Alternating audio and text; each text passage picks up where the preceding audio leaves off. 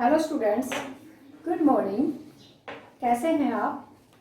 आज का हमारा विषय रहेगा आंकड़ों का संकलन, कलेक्शन ऑफ डाटा। आंकड़ों का संकलन हम क्यों करें? आंकड़ों की कहाँ जरूरत पड़ती है? तो प्रिय विद्यार्थियों, जब आर्थिक समस्याएं पैदा होती हैं अर्थव्यवस्था के अंदर, जैसे बेरोजगारी की समस्या, निर्धनता की समस्या, तो इन समस्याओं को हल करने के लिए हमें आंकड़ों की जरूरत पड़ती है, क्योंकि समस्याओं के कारण ढूंढने पड़ते हैं और उसके बाद समस्या का समाधान। तो जो आंकड़े हैं ये बहुत ही सार्थक सिद्ध होते हैं, ये बहुत ही ज़्यादा सहयोगी होते हैं समस्याओं के समाधान के लिए। अब हम आपको बताएंगे कि भी आंकड़ों का जो संकलन हमने करना है तो उनके स्रोत क्या हैं।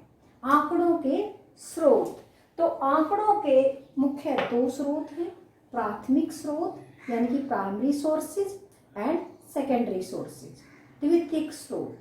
प्राथमिक स्रोत क्या है? प्राथमिक स्रोत आंकड़ों के वे स्रोत हैं जब आंकड़े उद्गम के स्रोत से प्राप्त होते हैं, यानी कि शुरुआत से, सोर्स ऑफ ओरिजिन। इनको हम फर्स्ट हैंड डाटा भी कहते हैं, क्योंकि पहली बार अनुसंधानकर्ता जब आंकड़े स्वयं अनुसंधान क्षेत्र में जाके एकत्रित करता है तो वो प्राथमिक सोर्स यानी कि प्राथमिक स्रोत कहलाते हैं, क्योंकि वो पहली बार उनको एकत्रित करता है। इसी प्रकार से अब हम बात करेंगे द्वितीयक स्रोत। सेकेंडरी सोर्स क्या है कि सेकेंडरी जो सोर्स है या द्वितीयक स्रोत क्या है, किसी एजेंसी या संस्था से आंकड़ों का संकलन करने से है। जिस एजेंसी या संस्था ने आंकड़ों को पहले से ही एकत्रित कर रखा है, दोबारा करने की जरूरत नहीं है, उसके पास ऑलरेडी वो आंकड़े कलेक्टेड हैं।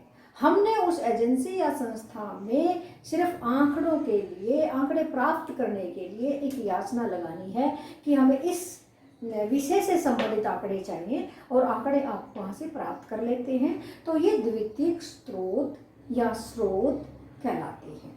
इनको सेकेंडरी सोर्स ऑफ डाटा कहते हैं।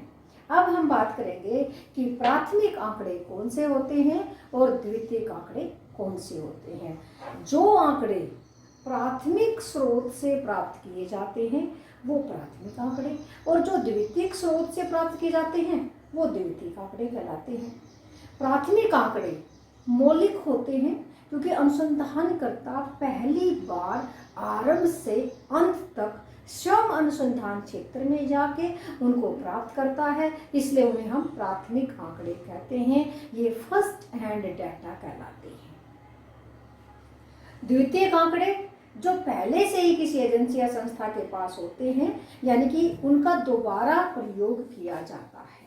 पहले से एकत्रित होते हैं लेकिन उनको दोबारा से प्रयोग करने के लिए मांगा जाता है या प्रयोग किया जाता है। अब हम करेंगे अंतर या difference between primary data and secondary data. Primary data और सेकेंडरी डाटा में क्या डिफरेंस है?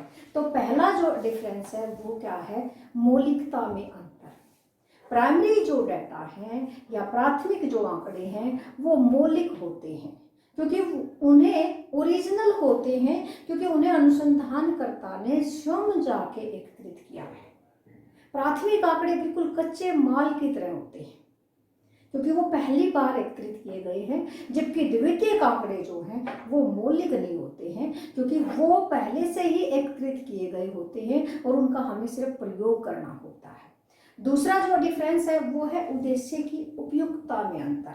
प्राथमिक आंकड़े अनुसंधानकर्ता किसी निश्चित उद्देश्य के लिए एकत्रित करता है, जबकि द्वितीयक आंकड़े किसी और उद्देश्य के लिए एकत्रित किए गए थे लेकिन उनको हमने बाद में वहां से लेकर के प्रयोग किया है, यानी कि उद्देश्य की उपयुक्तता में भी अंतर है। प्राथमिक आंकड़े हम आसानी से यूज कर सकते हैं क्योंकि हमने अपने उद्देश्य के अनुसार उन्हें एकत्रित किया है, जबकि जो द्वितीयक आंकड़े हैं उनको बहुत ही सावधानी पूर्वक प्रयोग किया जाता है, उनमें काट छांट करनी पड़ती है, वो एक तरह से तैयार सामग्री होते हैं, जबकि प्राथमिक आंकड़े बिल्कुल कच्चे माल की तरह होते हैं। अब हम तीसरा जो डिफरेंस है उसकी बात करेंगे, संकलन लागत में अंतर। जब हम कलेक्ट करते हैं डाटा को, इकट्ठा करते हैं, तो कॉस्ट में क्या अंतर आता है। तो जो प्राइमरी जो डाटा है, जो पहली बार एकत्रित किए जाते हैं, उनमें अधिक धन खर्च होता है, अधिक समय लगता है और ज़्यादा मेहनत करनी पड़ती है। जबकि द्वितीयक आंकड़ों में कम धन, कम समय और कम लागत आती है। आंकड़े वही होते हैं, लेकिन प्रयोगकर्ता में अंतर होता है। जो स्वयं उन आंकड़ों को इकट्ठा करता है, उसके लिए वे प्राथमिक आंकड़े हैं, और जो उसने एकत्रित किए हैं और कोई दूसरा आके उनका प्रयोग कर लेता है, उनसे याचना करके, तो वो द्वितीयक आंकड़े हो जाते हैं।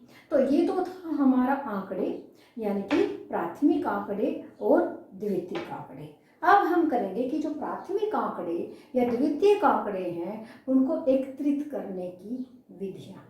उनकी विधियां कौन सी हैं? तो सबसे पहले जो हम विधि की बात करेंगे वो है प्रत्यक्ष व्यक्तिगत अनुसंधान विधि।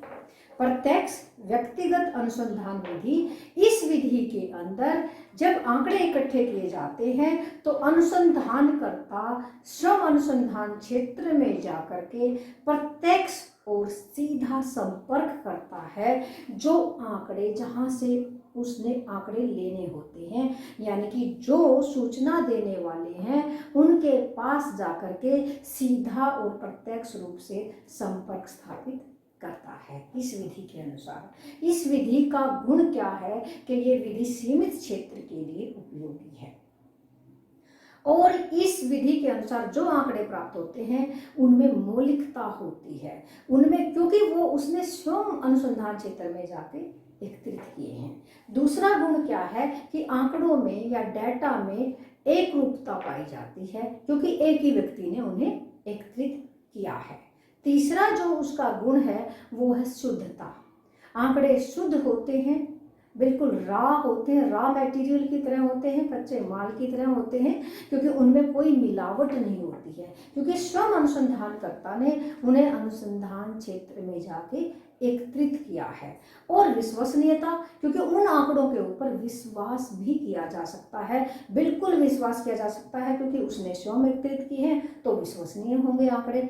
और इसके साथ साथ आंकड़े जो हमने वहाँ से प्राप्त किए हैं डाटा, उनमें लोचशीलता भी होती है। इस विधि के गुण हैं लोचशीलता, उनको कम या ज़्यादा अपने जो आंकड़े हैं उनको घटा या बढ़ा भी सकते हैं हम अपने उद्देश्य के अनुसार, जो भी हमारा उद्देश्य है। तो लेकिन इस विधि के अवगुण भी हैं। अवगुण क्या है? ये बड़े क्षेत्रों के लिए उपयुक्त नहीं है। दूसरा क्या है कि इसमें पक्षपात, व्यक्तिगत पक्षपात की भावना भी हो सकती है। तीसरा क्या, ये ज़्यादा खर्चीली है, क्योंकि अनुसंधानकर्ता को बार बार में लोगों के पास जाना पड़ता है प्रत्यक्ष कार्यवाही करने के लिए, प्रत्यक्ष सीधी बात करने के लिए। तो ये इसके अवगुण है। अब हम एक दूसरी विधि और भी कराएंगे आपके साथ मिलकर हम इसके ऊपर डिस्कशन करेंगे, और वो क्या है, अप्रत्यक्ष मौखिक अनुसंधान विधि।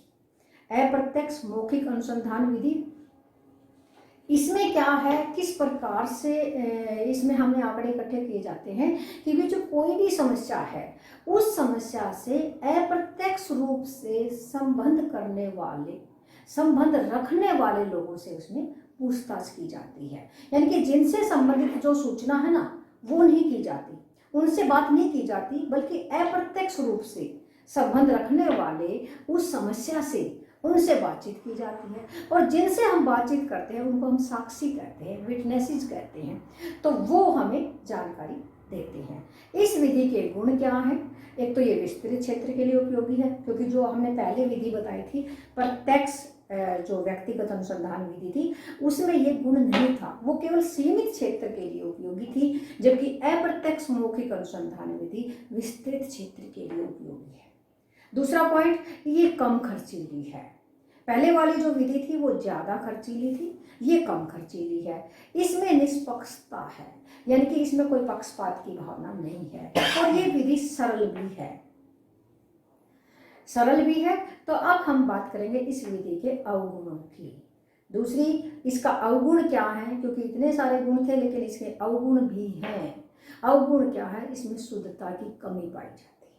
शुद्धता की कमी पाई जाती है, क्योंकि जिन लोगों से जानकारी लेनी चाहिए थी उनसे नहीं ली, जो अप्रत्यक्ष रूप से उस समस्या से संबंधित थे उनसे हमने जानकारी ली। एक तो ये है।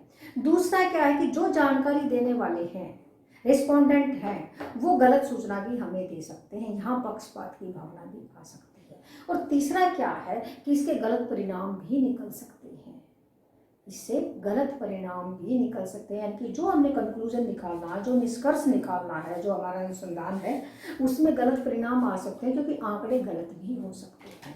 तो बच्चों, ये तो था हमारा आज का टॉपिक। 2 विधियां हमने कराई हैं। नेक्स्ट वीडियो में बाकी की जो 2 मेथड हैं वो हम कराएंगे। और आज के लिए इतना ही। Okay, thank you.